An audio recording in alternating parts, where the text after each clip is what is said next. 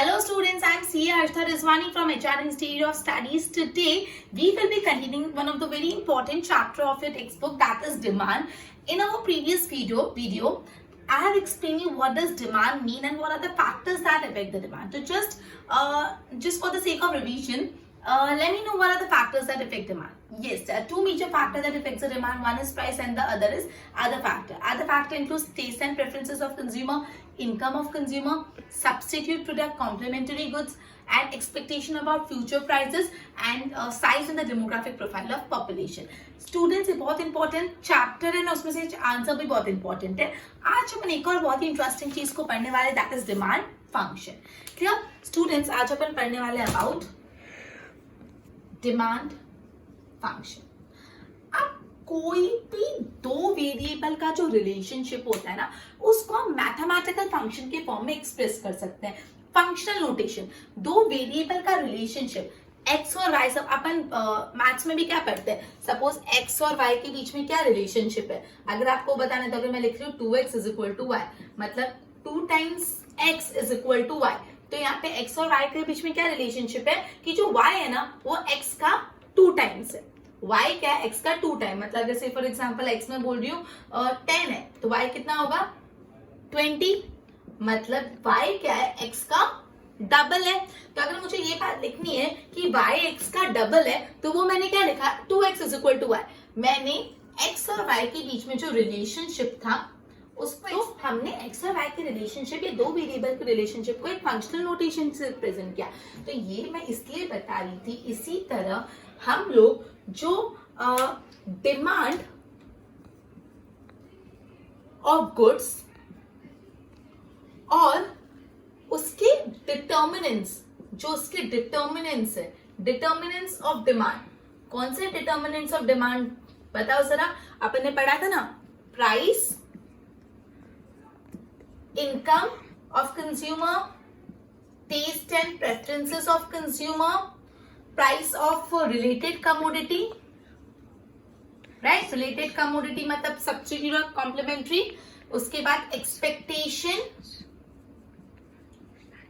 about future prices, फिर size and demographic profile of population. ये एक वेरिएबल डिमांड ऑफ गुड्स और ये सारे वेरिएबल, इन दोनों के रिलेशनशिप को भी हम कैसे एक्सप्रेस कर सकते हैं, बाय अ फंक्शनल नोटेशन. मैंने आपको पता है ना, जब दो वेरिएबल है उन दो वेरिएबल के रिलेशनशिप को हम फंक्शनल नोटेशन से एक्सप्रेस कर सकते हैं. जैसे मैंने आपको 2x is equal to Y के एग्जाम्पल के थ्रू समझाया. उसी तरह जो डिमांड है और जो उसके फैक्टर्स है, इन दोनों के रिलेशनशिप को भी हम एक फंक्शनल नोटेशन के थ्रू रिप्रेजेंट करेंगे और उसको हम लोग बोलते हैं डिमांड फंक्शन. क्लियर. अब डिमांड फंक्शन क्या होता है, ठीक है, ये आपको समझ है. मैं डिमांड फंक्शन लिख रही हूँ. ये जो पूरा इंट्रोडक्शन था ना, मैंने आपको ऐसे ही समझा दिया. देखो एक बार रीड भी कर लेती हूँ. The cause and effect relationship between variable भी can be expressed in functional notation. जो मैंने बताया, दो वेरिएबल के बीच में जो कॉज और इफेक्ट रिलेशनशिप है उसको हम फंक्शनल नोटेशन के थ्रू एक्सप्रेस कर सकते हैं. सो डिमांड फंक्शन भी क्या है, एक ऐसा फंक्शनल रिलेशनशिप है, फंक्शनल नोटेशन है जो डिमांड ऑफ द गुड्स और ये जो फैक्टर डिटर्मिनेंट्स ऑफ डिमांड के बीच का रिलेशनशिप बताता है. और कौन से डिटर्मिनेंट्स है, ये सब इतना इस पैराग्राफ में लिखा हुआ है जो मैंने आपको एक्सप्रेस किया. वन मोर टाइम स्टूडेंट्स, क्या बोला है, दो वेरिएबल कॉज और इफेक्ट वेरिएबल, दो वेरिएबल मतलब जो the cause effect relationship between two variable, दो वेरिएबल के बीच में जो कॉज और इफेक्ट है कि कॉज है और ये इसकी वजह, वो दोनों को हम एक्सप्रेस कर सकते हैं कोई फंक्शनल मैथमेटिकल नोटेशन में, मैथमेटिकल फंक्शन में. तो उसी तरह जो डिमांड और उसके सारे डिटर्मिनेंट है, ये तो वेरिएबल का रिलेशनशिप भी हम एक मैथमेटिकल फंक्शन के थ्रू एक्सप्रेस करेंगे, which is called demand function. चलो मैथमेटिकल फंक्शन पढ़ते हैं. अब हम क्या कर रहे हो, मैथमेटिकल फंक्शन पढ़ रहे हैं. चलो, dx is equal to f tx comma ty comma pe comma t comma y comma u. ये क्या है, डिमांड फंक्शन. कंफ्यूज्ड? ये क्या इकोनॉमिक्स में मैथ्स जैसा आ गया. मैंने बोला मैथमेटिकल फंक्शन है. सो ये मैथमेटिकल फंक्शन है. इसका मतलब क्या होता है वो समझेंगे. यहाँ पे dx मतलब क्या है, dx मतलब demand of commodity x, demand of commodity x. Upon demand किस किस फैक्टर्स पे डिपेंडेंट है वही तो पढ़ रहे हैं। ये जो डिमांड है वो कॉज वेरिएबल है कि इफेक्ट वेरिएबल है? वो इफेक्ट वेरिएबल है। कॉज ये सारी वजहों के कारण असर इस पे आता है, ये सारी वजहों के कारण असर इस पे आता है, तो ये कौन सा वेरिएबल है? Effect variable.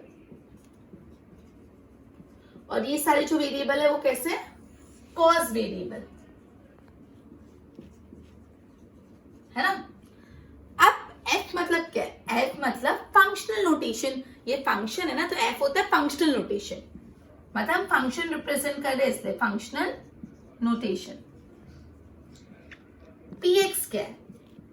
पीएक्स मतलब ओके, तो ये पीएक्स क्या है? Price of commodity x, commodity x का प्राइस, ठीक है। अब पी वाई क्या है? पी वाई है प्राइस ही है, लेकिन ये किसकी प्राइस है? वाई मतलब रिलेटेड कमोडिटी, जो सब्स्टिट्यूट प्रोडक्ट्स और जो कॉम्प्लीमेंट्री प्रोडक्ट्स होता है उसका प्राइस, बिकॉज वो भी डिमांड को असर करता है। We have already studied this. So price of related commodity. उसके बाद है पी ई, वापस प्राइस, लेकिन किस चीज का price? Price sorry expectation about future price. Future में प्राइस एक्सपेक्ट कर रहे हैं कि बढ़ने वाली है तो आज डिमांड बढ़ जाएगी, फ्यूचर में एक्सपेक्ट कर रहे हैं प्राइस कम होने वाली तो आज डिमांड घट जाएगी क्योंकि हम फ्यूचर में खरीदेंगे। सो ये क्या है? एक्सपेक्टेशंस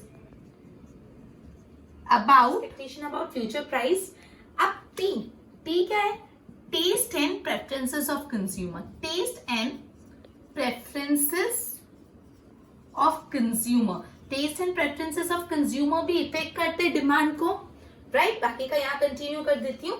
वाई, वाई मतलब क्या? इनकम। किसकी इनकम? कंज्यूमर की इनकम। कंज्यूमर की इनकम भी डिमांड को असर करेगी। And last you is other factor. Okay, तो ये अपना था लॉ ऑफ डिमांड। तो स्टूडेंट्स बहुत इजी, लॉ ऑफ डिमांड क्या है? लॉ ऑफ डिमांड एक ऐसा फंक्शनल नोटेशन है, एक ऐसा मैथमेटिकल फंक्शन है जो डिमांड ऑफ द प्रोडक्ट और जो factors that effect the demand उन दोनों के बीच का रिलेशनशिप बताता है। ये अपना डिमांड फंक्शन है, ये अपना मैथमेटिकल फंक्शन है। dx is equal to F P X comma P Y comma P comma T comma Y comma U. यहाँ पे dx डिनोट कर, ये मैंने आपको बताया dx है डिमांड, तो dx क्या है? Effect variable. इफेक्ट है ना, बिकॉज ये सारी चीजों का जो इफेक्ट है, ये सारे फैक्टर्स का इफेक्ट डिमांड पे आता है। सो डिमांड इफेक्ट वेरिएबल है। सो ये जो डिमांड ऑफ कमोडिटी एक्स है, इन इन चीजों पे डिपेंडेंट है। F denotes function notation, P X मतलब price of the commodity X. Demand price पे कैसे डिपेंडेंट होता है ये अपन ऑलरेडी प्रीवियस सेशन में पढ़ चुके हैं। पी वाई मतलब price of related commodity. Related commodity मतलब substitute commodity and complementary commodity. Substitute और कॉम्प्लीमेंट्री की प्राइस से कैसे डिमांड पे असर आता है वो भी अपन पढ़ चुके हैं। पीई मतलब expectation about future prices. T मतलब taste and preferences of consumer. Y is consumer income and U is other factor. तो चलो मैं एक बार बताओ, कंज्यूमर की इनकम डिमांड को कैसे असर करती है? कंज्यूमर की इनकम डिमांड को कैसे असर करती है? सोचो, कंज्यूमर की इनकम डिमांड को कैसे असर करती है? तो स्टूडेंट, जब कंज्यूमर की इनकम बढ़ेगी तो डिमांड क्या होगी? बढ़ेगी। ज्यादा पैसे तो people would buy more, but इसमें इंफीरियर गुड्स का एक एक्सेप्शन था जो मैंने बोला बाद में पढ़ेंगे। क्लियर? सो ये था अपना law of demand function. Okay students, तो ये एक टॉपिक क्या है? नेक्स्ट इंपॉर्टेंट टॉपिक है law of demand. Very important students, law of demand. Next chapter में लॉ ऑफ सप्लाई आएगा। Law of demand, law of supply दोनों बहुत ही इंपॉर्टेंट है, तो पूरा का पूरा ध्यान यहाँ पे। ओके, कौन सा टॉपिक अपन पढ़ रहे? Law of demand.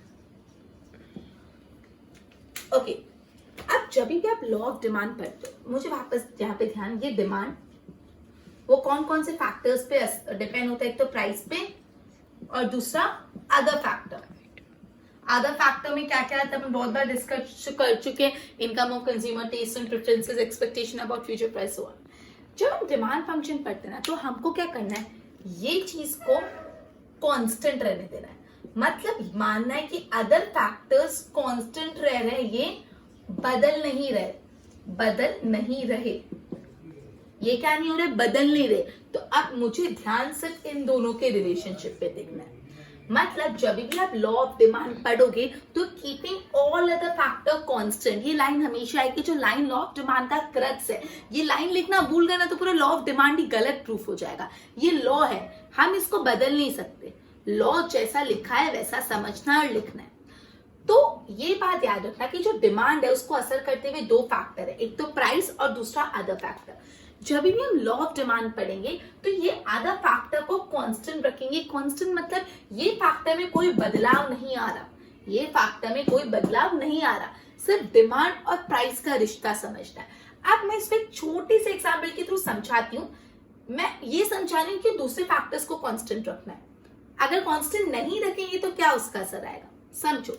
अगर एक कमोडिटी है, उसकी प्राइस पहले 10 रुपए थी, तो वो 2 यूनिट डिमांड होती थी। मतलब यहाँ पे मैं लिखती हूँ प्राइस, यहाँ पे डिमांड यूनिट, डिमांडेड यूनिट्स, और यहाँ पे मैं लिख देती हूँ अदर फैक्टर में से कोई भी एक फैक्टर लिख लेती हूँ। कंज्यूमर इनकम ले लेती हूँ, कोई भी एक ले लेती हूँ, ठीक है। कंज्यूमर इनकम, कंज्यूमर की इनकम 100 रुपए थी। एक प्रैक्टिकली समझो, अगर कोई प्रोडक्ट की प्राइस 10 रुपए थी, उसकी डिमांड वो 2 यूनिट करता था और कस्टमर की इनकम 100 रुपीज थी।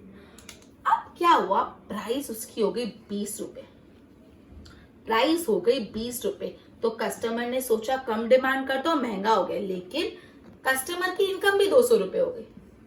तो क्या हुआ, अरे जब इनकम बढ़ रही है तो हम 2 ही ले लेते ना, अल्टीमेटली क्या फर्क पड़ रहा है। तो यहाँ पे आपका लॉ ऑफ डिमांड तो पूरा गलत साबित हो जाएगा, क्योंकि लॉ ऑफ डिमांड बोलता है जब प्राइस घट रहा है तब डिमांड बढ़ रहा है, और जब प्राइस बढ़ रहा है तब डिमांड घट रहा है, और जब प्राइस कम हो रहा है तब डिमांड बढ़ रहा है। लेकिन यहाँ पे प्राइस का फॉल होने के बावजूद भी डिमांड पे नो असर, तो लॉ ऑफ डिमांड तो गलत साबित हो गया ना, तो तकलीफ हो गई। क्यों गलत साबित हुआ, क्योंकि हमने इसको कांस्टेंट नहीं रखा, इसलिए तो हम बोल रहे हैं keeping all other factors constant. अब इसी चीज को दूसरी तरीके से समझते हैं। कोई प्रोडक्ट की प्राइस 10 रुपए थी, उसकी डिमांड 2 यूनिट, उसकी इनकम 100। अब ये हो गया 20 रुपए महंगा, और इनकम तो भाई अभी भी 100 रुपए पे अटकी हुई है। तो क्या होगा, अब जब प्राइस 10 रुपए महंगा हो गया तो डिमांड 1 यूनिट हो गई, कम हो गई। तो ये देखो अपना लॉ ऑफ डिमांड सही प्रूफ हो गया कि जब प्राइस फॉल हो रही है, सॉरी प्राइस राइज हो रहा है, प्राइस बढ़ रही है, तो डिमांड फॉल हो रही है। एंड अदर फैक्टर कैसे है, कांस्टेंट।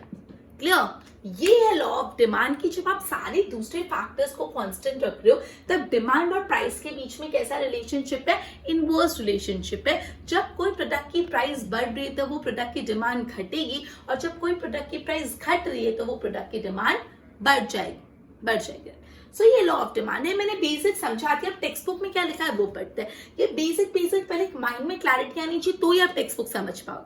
चलो देखो क्या लिखा है, the principle explaining the relationship between price and the demands of the good, keeping the effect of other determinant constant। ये लाइन नहीं लिखी, पूरा लॉ ऑफ डिमांड गलत। क्या है law of demand, law of demand एक प्रिंसिपल है जो एक्सप्लेन करता है relationship between the demand of the product and price of the product. Done, कुछ छूट रहा है, हाँ, keeping all other factors as constant।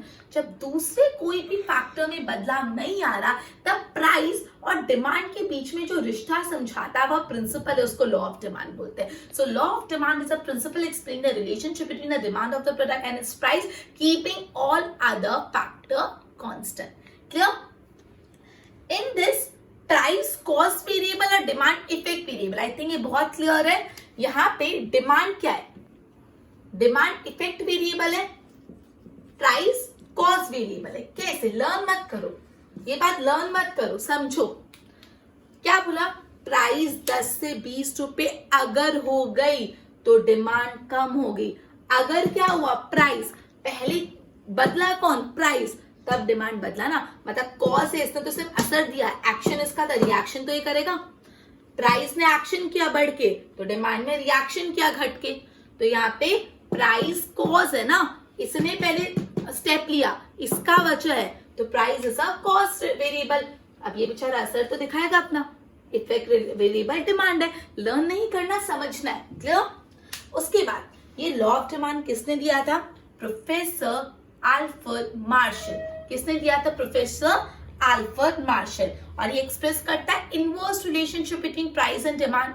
Very simple, हमने लास्ट लेक्चर में भी पढ़ा था ना कि प्राइस और डिमांड के बीच में कैसा रिश्ता होता है? इनवर्स रिलेशनशिप होता है, क्लियर। फिर वही लिखा है when other factors influencing the demand remain unchange. अब यहाँ पे अनचेंज बोला है, ऊपर कांस्टेंट बोला था, बात तो एक ही है ना, कि जब दूसरे फैक्टर्स है जो डिमांड को इफेक्ट कर रहे हैं वो कांस्टेंट रह रहे हैं, अनचेंज रह रहे हैं, सो price of the goods fall when demand expands. अगर प्राइस फॉल होगी तो demand expand, and price rise होगी तो डिमांड कॉन्ट्रैक्ट। ये पूरा लॉ ऑफ डिमांड था। एक और बहुत इंपॉर्टेंट अपन आंसर पढ़ रहे हैं, assumptions regarding law of demand. ये लर्न ही नहीं करना, एकदम सिंपल। इधर आ जाओ बोर्ड पे, अब मैं बता रही हूं assumptions for law of demand. assumption मतलब क्या होता है? ऐसा हम मान रहे हैं, ऐसा assume कर रहे हैं। मैं ऐसा assume कर रही कि तुम पढ़ाई कर रहे होगे। assumption तो अपन कुछ भी कर सकते हैं ना, assumption। तो मैंने आपको क्या बोला? Keeping all other factors effecting demand is constant. Constant मतलब अनचेंज। तो अदर फैक्टर्स कौन से? सबसे पहला अदर फैक्टर अपना था टेस्ट एंड प्रेफरेंस। तो taste and preferences of the consumer कैसा है? अनचेंज्ड है। अनचेंज्ड है, ऑब्वियसली यही तो अपन पढ़ रहे हैं कि जो भी सारे अदर फैक्टर्स है वो कांस्टेंट रहने चाहिए। तो टेस्ट और प्रेफरेंसेस अनचेंज। अगर कस्टमर का टेस्ट और प्रेफरेंस चेंज नहीं हो रहा तब ऐसा होगा, ट्रू। दूसरा इनकम ऑफ कंज्यूमर, वो भी कांस्टेंट रहना चाहिए। इनकम ऑफ कंज्यूमर भी कैसी है? Remains unchange. ये असम्पशन है, ऑब्वियसली। अगर हम यही पढ़ रहे हैं कि अदर फैक्टर कांस्टेंट रहने चाहिए तो हर एक अदर फैक्टर को कांस्टेंट बता रहे हैं, उसको बोलते हैं असम्पशन। तीसरा, price of substitute and complementary goods remains unchanged. Simple.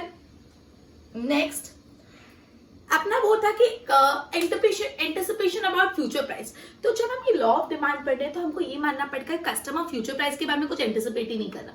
Customer future price के बारे में कुछ एंटिसिपेट कर ही नहीं रहा, तो क्या बोलेंगे? Consumer do not anticipate regarding future price. वो कुछ एंटिसिपेट ही नहीं कर रहा, ये असम्पशन, ठीक है। तो consumer do not anticipate about future price. अब अपना एक और था साइज ऑफ पॉपुलेशन। हम ये मानेंगे कि पॉपुलेशन साइज भी अनचेंज्ड है। साइज ऑफ द पॉपुलेशन वैसा का वैसा remain same. Size of population remain same. तो ये थे assumption of law of demand. तो अभी अपन ने law of demand and assumption of law of demand दो बहुत ही इंपॉर्टेंट आंसर पढ़े। लॉ ऑफ डिमांड में क्या होता है कि जब दूसरे फैक्टर्स कांस्टेंट रहते हैं, दूसरे फैक्टर्स जो डिमांड को असर करते हैं, जब वो सारे फैक्टर्स कॉमन रहते हैं, कांस्टेंट रहते हैं, तो प्राइस और डिमांड के बीच में क्या रिलेशनशिप है? प्राइस कॉस्ट वेरिएबल है, डिमांड इफेक्ट वेरिएबल है, दोनों के बीच में इनवर्स रिलेशनशिप है। और दूसरे फैक्टर्स कांस्टेंट रहना क्यों जरूरी है वो मैंने एग्जांपल के थ्रू आपको समझाया, क्लियर। अल्फ्रेड मार्शल ने कंसेप्ट दिया है। उसके बाद लॉ ऑफ डिमांड अपन assumption regarding law of demand अपन नहीं पढ़ा। All other factors to remain constant, तो इसको एक एक करके बता लो। टेस्ट एंड प्रेफरेंसेस अनचेंज रहना चाहिए, इनकम अनचेंज रहना चाहिए, प्राइस ऑफ सब्सिट्यूट और कॉम्प्लीमेंट्री प्रोडक्ट अनचेंज होना चाहिए, पॉपुलेशन सेम रहना चाहिए। उसके बाद फ्यूचर प्राइस के बारे में कस्टमर एक्सपेक्ट ही नहीं कर रहा। ये सारी चीजें कैसी रही? Constant, clear. अब अपन पढ़ने वाले लॉ ऑफ डिमांड का पूरा एक्सप्लेनेशन। उसके लिए मेरे को आपको एक एग्जांपल के साथ एक ग्राफ बनाना पड़ेगा, तो ध्यान बोर्ड पे पूरा। नेक्स्ट अपना जो टॉपिक है that is very important and the topic is explanation of the law of demand. Law of demand क्या है वो पढ़ा, उसके असम्पशंस पढ़े। अब अपन पढ़ रहे हैं explanation of law of demand. तो चलो इसको एग्जाम्पल के थ्रू पढ़ते हैं। आपके टेक्स्ट बुक का एग्जाम्पल लेते हैं। प्राइस ऑफ मिल्क, मिल्क का प्राइस दिया हुआ है और डिमांड ऑफ मिल्क दी है। Demand of milk, okay.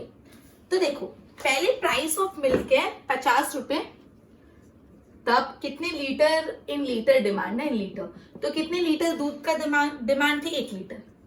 अब प्राइस हो गया 40, कम हो गया प्राइस, तो ओ सस्ता दूध मिल रहा है तो ज्यादा ले लो, 2 लीटर ले लेते।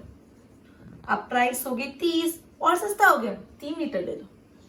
अब तो सर 20 रुपए पर लीटर मिल रहा है तो भाई 4 लीटर ले लो ज्यादा, 10 रुपए और कम हो गया तो कितना, 5 लीटर ले लिया। तो ये अपन ने क्या किया, प्राइस ऑफ मिल्क जब 50 था तो डिमांड 1 लीटर थी, जब 40 हो गया पर लीटर मिल्क की प्राइस तो 2 रुपए, 30 हो गया तो 3, 20 तो 4, 10 तो 5, मतलब आपको दिख रहा है जैसे ही प्राइस यहाँ पे कम हो रही है डिमांड यहाँ पे बढ़ रही है। डिमांड, जब प्राइस यहाँ पे डिक्रीज हो रही है तो डिमांड इंक्रीज हो रही है। ये तो लॉ ऑफ डिमांड है ना बच्चों, राइट। तो आप इसको हम ग्राफ पे प्लॉट करते, तो this is our y axis and this is our x axis. मैं x एक्सेस पे डिमांड लिख देती हूँ 1 to 5, 1 2 3 4 5 डिमांड। y एक्सेस पे मैं प्राइस लिख देती हूँ 10 to 50, 10 20 30 40 एंड 50। चलो नाउ लेट्स स्टार्ट प्लॉटिंग। जब प्राइस 50 था तो डिमांड 1, जब प्राइस 50 तो डिमांड 1, तो ये प्राइस 50 एंड यहाँ पे डिमांड 1, इन दोनों को ज्वाइन करेंगे तो कहाँ पे, यहाँ पे आएगा। जब प्राइस 40 हो गई तो डिमांड 2, प्राइस 40 मतलब ये 40, डिमांड 2, तो इन दोनों को ज्वाइन किया तो यहाँ पे आया। जब प्राइस 30 हो गया तो डिमांड 3, तो प्राइस 30 तो डिमांड 3। जब प्राइस 20 हो गया तो डिमांड 4, प्राइस 20 मतलब हियर, तो डिमांड 4 मतलब यहाँ पे। जब प्राइस 10 हो गया तो डिमांड 5, प्राइस 10 मतलब, तो डिमांड 5। तो ये point A, B, C, D और E, और इन सब को जब मैं जोड़ दूंगी तो मुझे मिलेगा D' जो है डिमांड कर्व। ये क्या मिला अपन को, डिमांड कर्व। और ये किस चीज का इनवर्स रिलेशनशिप बता रहा है, इनवर्स, किस चीज का इनवर्स रिलेशनशिप बता रहा है, प्राइस एंड डिमांड। क्लियर। तो ये अपना था लॉ ऑफ डिमांड का एक्सप्लेनेशन। अब इसको देखो क्या बोला है, यहाँ पे अपन ने एक्स एक्सिस पे डिमांड लिखा है, वाई एक्सिस पे अपन ने प्राइस लिखा है। फिर जब आप इसको प्लॉट करोगे तो आपको A B C D E points मिलेंगे, और इन सबको जब आप ज्वाइन कर लोगे तो आपको डी डैश एक डिमांड कर्व मिलेगा जो इनवर्स रिलेशनशिप बताता है प्राइस और डिमांड। यही चीज लिखी हुई है, खत्म। लॉ ऑफ डिमांड का एक्सप्लेनेशन कंप्लीट। तो मतलब मैंने आपको लॉ ऑफ डिमांड समझाया, assumptions of law of demand समझाया, एक्सप्लेनेशन। अब हम पढ़ने वाले एक नया टॉपिक जो है एनालिसिस। एनालिसिस किस चीज का, जस्ट अ मिनट। अपन ने ये बात तो पढ़ी कि एनालिसिस, अपन ने ये बात तो पढ़ी कि प्राइस और डिमांड में रिलेशनशिप होता है। कैसा रिलेशनशिप पढ़ा, डायरेक्ट की इनवर्स, इनवर्स रिलेशनशिप होता है, करेक्ट।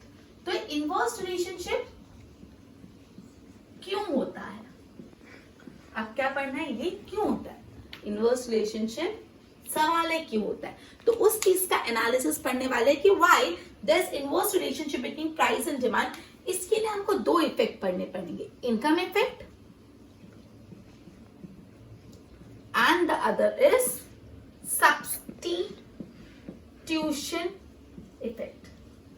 क्लियर। क्या पढ़ रहे अपन की जो प्राइस और डिमांड के बीच में इनवर्स रिलेशनशिप है वो क्यों है। तो उसके 2 इफेक्ट है, income effect and substitution effect. देखो, जब monetary income of the consumer constant रह रहा है लेकिन price of the goods fall हो रहा है तो उसकी रियल इनकम राइज होगी। मॉनेटरी इनकम कांस्टेंट है, मतलब कोई चीज 10, उसकी इनकम 100 रुपए, तो मॉनेटरी इनकम में वो कांस्टेंट है। लेकिन कोई चीज जो वो पहले 50 रुपए की लेता था,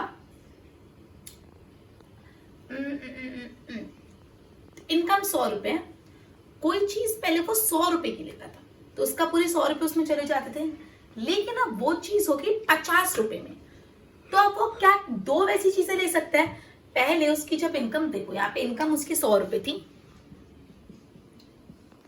और वो कोई चीज परचेज करता था जो 100 रुपीज की थी, तो वो कितनी ले पाएगा, सिर्फ 1। लेकिन अब उसकी प्राइस हो गई 50 रुपीज, तो वो कितनी ले पाएगा, 2। तो इसको बोलते हैं रियल इनकम बढ़ना। क्या बोलते हैं, रियल इनकम इंक्रीज हुआ। मॉनेटरी इनकम तो अभी भी 100 ही है, लेकिन उससे ज्यादा क्वांटिटी परचेज कर, इसको बोलते हैं रियल इनकम बनना। देखो ब्रैकेट में लिखा है real income is the purchasing power of money income. Clear? तो आपका क्या बोला है, when the monetary income of the consumer constant रह रहा है, मॉनेटरी इनकम तो 100 का 100 रह रहा है, but price of the goods fall, लेकिन प्राइस घट जा रहा है, तो क्या होगा, रियल इनकम राइज होगी। कैसे? हाँ, अब जब रियल इनकम राइज होगी तो कंज्यूमर ज्यादा गुड्स खरीदेगा तो डिमांड बढ़ेगी, मतलब पहले जिस चीज की डिमांड 1 थी अब उसकी डिमांड 2 हो गई। एग्जाम्पल देखो, if the amount of money at the disposal of consumer is 50 rupees, मतलब अगर एक कंज्यूमर के पास 50 रुपए खर्च करने के लिए, and price of the milk 50 पर लीटर है, 50 रुपए कंज्यूमर के पास कंज्यूम करने के लिए, और मिल्क की प्राइस है 50 रुपीज पर लीटर, तो कितना लीटर गुड्स मिल्क खरीदेगा, 1 लीटर। 50 रुपए पर लीटर पे मिल्क मिल रहा है, और उसकी इनकम भी उसके पास जितना पैसा है फॉर डिस्पोजल वो भी 50 रुपीज है, तो वो कितना लेगा, 1 लीटर मिल्क लेगा। But if the price of the milk 10 रुपए हो गई, तो वो कितना लीटर लेगा, 5 लीटर, राइट? तो now consumer can demand, so consumer कितना डिमांड करेगा, 5 लीटर। 50 रुपए में उसको 5 लीटर मिल रहा है, जो पहले 50 रुपए में 1 लीटर था, तो उसकी डिमांड बढ़ गई, right? That is by the price of अब ये जो केस है ना, नॉर्मल गुड्स में ऐसा होता है जिसमें पॉजिटिव इनकम इफेक्ट बोलते हैं। नॉर्मल गुड्स में कैसा इफेक्ट होता है, पॉजिटिव इनकम इफेक्ट। अब एक बार पॉजिटिव इनकम इफेक्ट अभी मैंने पढ़ा, जस्ट वन मोर टाइम मैं रिवाइज करा देती हूँ। जब कस्टमर की मॉनेटरी इनकम कांस्टेंट रह रही है, लेकिन price of the commodity fall हो रहा है, जब price of the commodity fall हो रहा है तो कस्टमर ज्यादा चीज डिमांड करेगा, बिकॉज जब सस्ता मिल रहा है तो ज्यादा डिमांड करेगा तो उसकी रियल इनकम बढ़ जाएगी। इसको बोलते हैं positive income effect. Normal goods में पॉजिटिव इनकम इफेक्ट होता है, लेकिन जो इंफीरियर गुड्स होते हैं उसमें नेगेटिव इनकम इफेक्ट होता है। कैसा नेगेटिव इनकम इफेक्ट? कैसे? से फॉर एग्जाम्पल, अगर कस्टमर कोई चीज का भाव बहुत ज्यादा कम हो जा रहा है, तो हम क्या बोलते हैं कि काम करते, और वो गुड्स बहुत इंफीरियर है, बहुत ही सस्ता है, तो अपन क्या करते हैं, इस बेटा कोई और गुड्स दे, बिकॉज अपनी रियल इनकम बच गई। जब कस्टमर की रियल इनकम बचती है तो नॉर्मल गुड्स में वो उस चीज को ज्यादा डिमांड करेगा, लेकिन जब इंफीरियर गुड्स की बात आती है और कस्टमर की रियल इनकम बढ़ती है, तो कस्टमर सोचता है इंफीरियर गुड्स ले, इनकम तो बढ़ेगी, सच है दूसरे अच्छा क्वालिटी का गुड्स नहीं ले। तो इस टाइम पे जब रियल इनकम बढ़े तो भी इंफीरियर गुड्स की डिमांड कम हो जाएगी। ये अपन आगे भी डिटेल में पढ़ेंगे in law of exception of demand. तो ये था इनकम इफेक्ट। अब अपन पढ़ते हैं सब्स्टिट्यूशन इफेक्ट। ठीक है, इनकम इफेक्ट पढ़ लिया अपन ने। जो नॉर्मल गुड्स होते हैं उधर कैसा इनकम इफेक्ट होता है, पॉजिटिव इनकम इफेक्ट, और जो इंफीरियर गुड्स होते हैं नेगेटिव इनकम इफेक्ट। और इनकम इफेक्ट क्या होता है वो मैंने अभी आपको बताया। अब substitution effect, when the price of the concerned good fall it became relatively cheaper than a substitute। मैं टी और कॉफी का एग्जांपल लेती हूँ। If the price of the concerned goods मतलब जिस गुड्स की हम बात कर रहे हैं, ये concerned good ले लेती हूँ, मतलब जिस गुड्स की हम बात कर रहे हैं, और ये उसका सब्स्टिट्यूट गुड्स ले लेती हूँ। तो बोला है when the price of the concerned good fall, जब इसकी प्राइस गिर रही है तो ये रिलेटिवली सस्ता हो जाता है उसके सब्स्टिट्यूट से।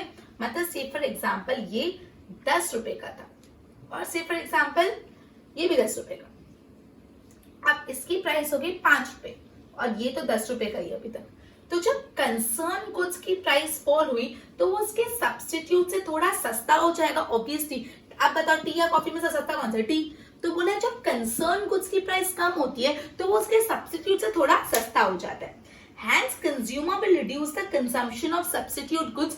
तो यहाँ पे जो कॉफी पीने वाले लोग होंगे वो भी इधर चले आएंगे, वो इसका कंजम्पशन कम कर लेंगे, बिकॉज कंसर्न गुड महंगा हो गया, सस्ता हो गया, and expand the demand for concern good, और इसकी डिमांड बढ़ जाएगी। मतलब से फॉर एग्जांपल, एक सेकेंड एक वापस को रख करके थोड़ा डिटेल में समझाते। देखो यहाँ पे प्राइस लिख देती हूँ और यहाँ पे डिमांड, यहाँ पे भी प्राइस और यहाँ पे डिमांड।